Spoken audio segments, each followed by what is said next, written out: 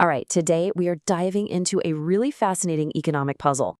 It's all about a habit that millions of people have and what happens to that habit when the economy takes a nosedive. So let's start with a really simple question.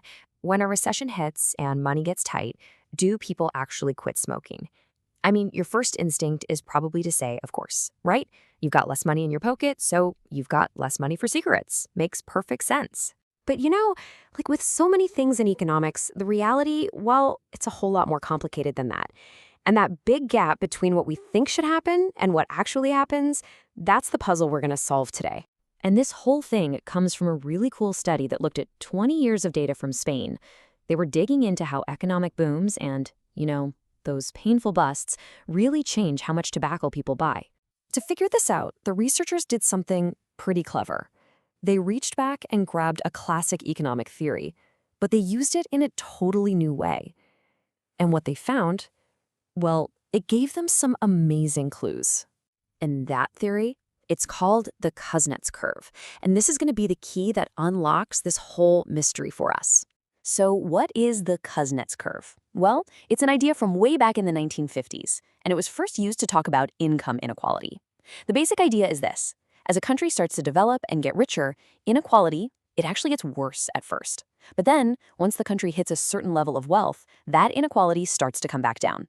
People later saw the same pattern with things like pollution. So you end up with this upside-down U-shape. Things get worse, they hit a peak, and then they start getting better again. So the big question the researchers asked was, does this same pattern apply to smoking? And that is precisely what they set out to test. Does smoking follow that same upside-down U? Do people smoke more as a country gets richer and then only then start to smoke less once everyone's wealthy enough and maybe a bit more health conscious? Okay, so let's dig into their first big finding. This is all about the connection between long-term wealth, or GDP, and cigarette sales. And here's the hypothesis right from the study itself. They basically predicted that tobacco sales would create what they called a tobacco Kuznets curve, following that same exact pattern. And you know what? The data totally backed them up. They found that in the earlier stages of a region's economic growth, a 1% bump in GDP led to get this, a 2.31% increase in cigarette sales. So, more money meant more smoking. That's the going up side of our curve. But then, the curve hits its peak and starts to head back down. Once a place gets wealthy enough, that same 1% increase in GDP is actually linked to a 0.24% decrease in cigarette sales. And there it is, the complete tobacco Kuznets curve. As a society gets richer and more focused on health, smoking finally starts to drop off. Okay, so that's the long-term picture. Makes sense. But that's only half of our original puzzle, right? What about those short, painful shocks, like a recession, where people are suddenly out of a job? Does that make the decline happen even faster, or does something totally different happen? And that brings us to the second part of this study, which, honestly, is even more surprising. This is all about what happens when unemployment shoots up. So the researchers were wondering, does a spike in unemployment actually force people to quit for good? But to figure that out, they couldn't just look at regular cigarettes. They had to track the sales of the cheaper stuff too.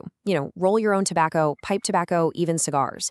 And that decision, that turned out to be absolutely crucial because that is what led them to the answer, to the solution of this whole puzzle. And it's something they called the Great Tobacco Switch. Okay, look at this data because it's pretty wild. When unemployment goes up by 1%, sales of regular manufactured cigarettes, they barely move. They drop by a tiny, tiny fraction. But, and this is a key part, look at everything else. Sales of roll-your-own tobacco jump up, and other stuff like pipe tobacco and cigars, they jump even higher. So here it is, the big reveal. People aren't quitting, they're switching. This is a textbook economic idea called the substitution effect. When the price of something you like goes up, or in this case, when your income goes down, you just find a cheaper substitute. Smokers are ditching the expensive packs and just buying cheaper loose tobacco instead. And this simple discovery, it has huge implications for public health policy, for how governments around the world are trying to get people to quit smoking. So think about it this way. The old approach was to just focus on cigarettes, right? Slap a big tax on them and assume that the higher price will make people quit. But what this research shows us is that we need a much smarter approach. You have to target all the tobacco products, maybe with more balanced taxes, because now we know that people don't just quit, they substitute. And the researchers who did the study said it perfectly. A one-size-fits-all approach, they warn, might actually make things worse by just pushing smokers toward other products. You completely miss the point of the policy.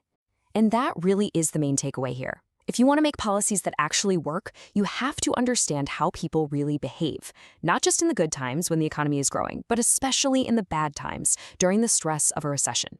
So we started with what seemed like a simple question about smoking, but we ended up uncovering this really deep truth about human behavior. And it kind of makes you wonder, right? What other hidden choices are we making every single day, not really because we want to, but because the economy is subtly pushing and pulling us in certain directions? Definitely something to think about.